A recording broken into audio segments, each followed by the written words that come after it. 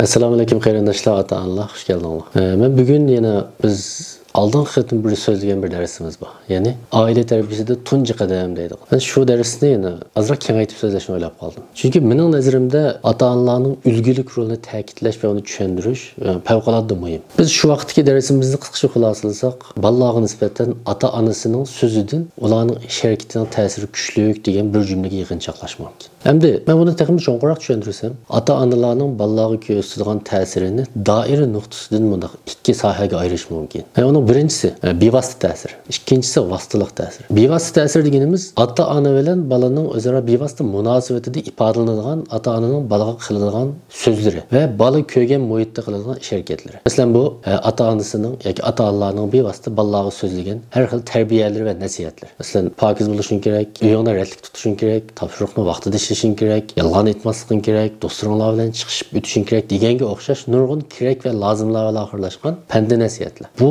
söz orqali bolalarga bevosita ta'sir ko'rsatadigan bir jarayon. Endi ikkinchi qatlamdagi ta'siri deganim kelsak, ya'ni vositalik ta'sir kelganimizda, bu vositalik ta'sir mening qarashimcha bolalar bor yoki yo'q so'rinda ota-onalarning maqsadlik yoki maqsadsiz qildigan, maqsadsiz qildigan bir qator ishlar yoki hatto o'zining kundalik turmush odatlari.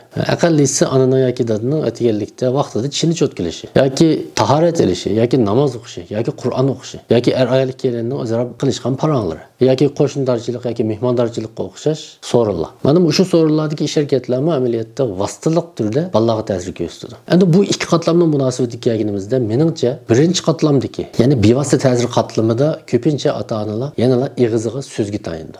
Biz so'zga tayangan bir o'lik tarbiya desak xato bo'lmasligi mumkin. Ammo ikkinchi qatlamdagi bu ko'proq ish harakatga tayindi. Garchi ba'zi so'zli ifodalansa, mening qarashimcha ko'proq ish harakatli ifodalanadi va bu ko'pincha bola yo'q so'rinda olib berilganligi uchun bu texnik chin ota-onaning zoti qanday odam ekanligini haqiqiy ifodalaydigan bir so'rin bo'ldi. Amaliyotda bu vositalik ta'sir deb atagan bu sohaga tava harakatlar amaliyotda ota-onaning bevosita ta'sir deb atagan ish harakatlaridan yoki so'zlaridan texnik kuchli, hatto uni tasdiqlaydigan bir xususiyatga ega. Ya'ni siz ig'izingizda bolalaringizga nurg'un go'zal axloqlarni so'zladingiz. Ammo u go'zal axloqlarni siz yana bir sohada qanchalik ijro qildingiz, ish harakatingizga aylantirdingiz. Shu ish harakatga aylantirganingiz, ulgu bo'lganingiz amaliyotda bolaga haqiqiy ta'sir ko'rsatadi. Masalan, biz bunday so'rovlarni o'ylab boqaylik.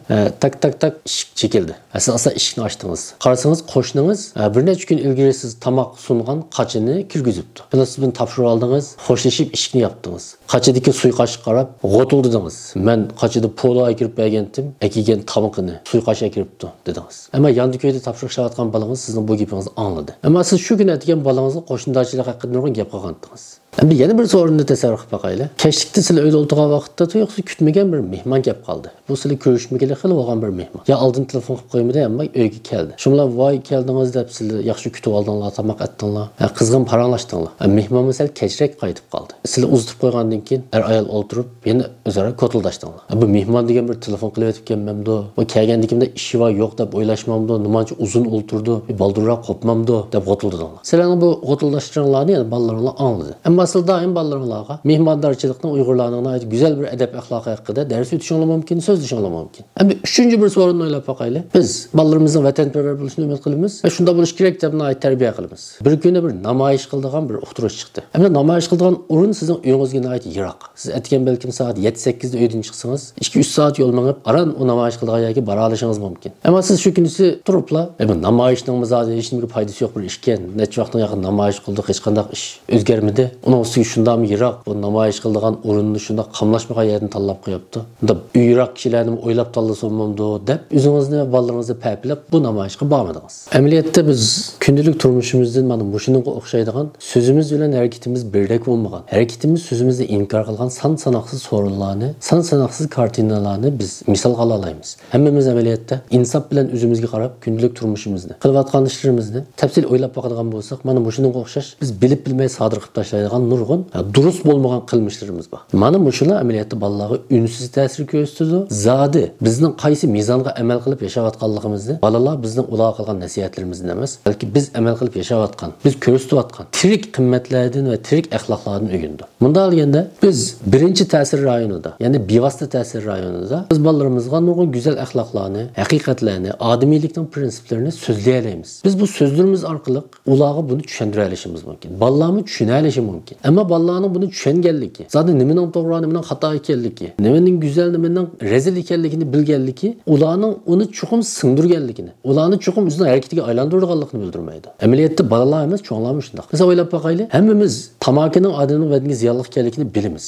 Ammo nurg'un cho'nglar chekidi. Ya'ni ziyonli ekanligini bilib turib chekidi. Hammamiz semizlikdan qutulg'imiz bor. Cheniqishning yaxshi ish ekanligini bilamiz. Qani qanchalik odam cheniqidi? Ya'ni bir haqiqatning tushunilishi uning to'liq chuqur ijro qilinadi deganlikni darak bermaydi. U tushunilgan haqiqatlar, ya'ni bizning mingimiz tushungan haqiqatlar qalbimizga to'liq singmasa, bu bizning harakatimizga aylanmaydi. Shu mening demoqchi bo'lganim shu. Biz so'zimiz orqali bu prinsiplarni balalarimizga tushuntira olishimiz mumkin, kallasini o'tkaza olishimiz mumkin. Ammo harakatiga aylantira olishimiz noto'g'ri. Uning uchun ularni singdirish lozim. Singdirishning yo'li nuqul so'zda, ig'izda emas, harakatda. Hozir misha kelganda bir hikoya esim kelib qoldi. Buni bir leksiyadan olgandim. Menga ayt cho'nqur ta'sir qilgan. Buni sizlarga so'zlab bergim keldi. Selim ismli bir buvay bor ekan. Bu hikoyani bu buvayning o'g'li so'zlaydi. Ya'ni Polat ismli bir bola. O'zining 5 yosh vaqtida beshidan o'tgan bir voqea. Bular 7 bir tuqqan ekan. Ular dehqon ekan hamda. Yezida dehqonchilik qilganda. Uyda bir eshak vakil bir 13-14 yıl şu öyning emgikini işini qilgan bir eshakkan. Şu kunlarda eshak sal aqsab mang'an. Yo'lning o'yi cho'nqirini esa bilmaydigan bo'lib qolibdi. To'la yiqildigan bo'lib qolibdi-da. Shuning bilan Polat deydi, mening cho'ng akam dadamga deydi.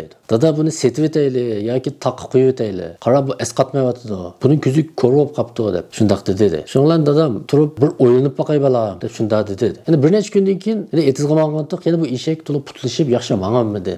Şunlar bu aksi depti yana. Dada sana dedim ötkende. Bu işe kurulup kaptı, gözü köymeydikken. Buna takı kıyvetli. Şunlar bilen büyügen bir oylanay qanday qilishni depti. Şunlar aytsa deydi o Polat. Hoyliga dadam hammamizni yig'di dedi. Ondan ig'ildan eshakdan chiqib, sizlarning badaninglardagi har bir parcha go'shtda bu eshakning haqqi bor. 13-14 yilning haqqi bu eshak biz uchun xizmat qildi, biz uchun ter to'kdi. Endi navbat bizga keldi.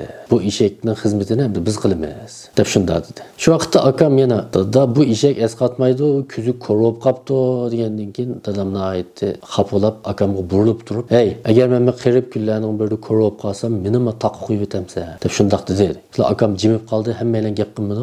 Bu ish o'tgandan keyin bu eshak yana 2 yil atrofida umr ko'rdi. Shu jarayonda dadam har kuni degidek eshakdan yana bir ish qitim chiqib, birdan uni silab, uning paranglashib, uning yemini berib, yenib kiratdi deydi. Shunlar men maktabga bordim, o'qidim, bu Polatning gibi. Keyin qonun kasbida o'qidim va bitirgandan keyin sotchi bo'ldim dedi. Sotchi bo'lgan kunim men shu eshakni ko'mgan yerga kelib, eshakning qabrisiga kelib, shundaq dedim. Mening dadam nayt adil, nayt durust odam edi. Men bugun sotchi bo'ldim. İnşallah menmi şu dadamdek adil bir odam bo'lishga tirishiman deb o'zimga shunday va'da berdim dedi. Ama hikoya bu yerda tugamaydi. Polat so'zni davomlashtirib oxirida mundaq deydi. 12 yoshlik bir o'g'lim bor, hozir maktabda o'qiydi. Bir kuni kelibdi. Dada bugun imtihon bergan to'q 15 savol chiqib ekan, men 14 ni to'g'ri ishildim. 15-sini yozmay chiqdi. Nima ishqa yozmading deb shunda dedim de. Shundan o'g'li debdi. Dada 15-sini asli to'g'ri yoza oldim, ammo tuyuqsiz ko'zim va yenimdagi do'stimning ishligini ko'chib qoldi. Uni to'g'ri ishlabdi ekan. Shuning bilan uni qog'ozimga yozishni toza ko'nglim unumay, shular yozmay chiqdim deb shunda debdi. Endi bu bola şeyliqi esqatmaydigan eshakka ayt yaxshi muomala qilgan, eliqi durust, eliqi adil Selim boyning davrasi. Ana menimcha bu hikoyadan hammamiz qanday savoq olishni, qanday dars chiqarishni menimcha bilamiz deb o'ylayman. Endi yig'inchoqlagan vaqtimizda bolalar ma'lum darajada ota-onalarning soyasiga o'xshaydi. Agar ota-onalar o'zi maymoq bo'lsa, anandan keyin soyasining tuz tushishini umid qilsa, bu aqlga uyg'unmi? Bu savol haqida hammamiz o'ylanib boqaylik. Hammalarga rahmat. Kanalimizga a'zo bo'lishni unutmag'aysizlar. Allohga omonat.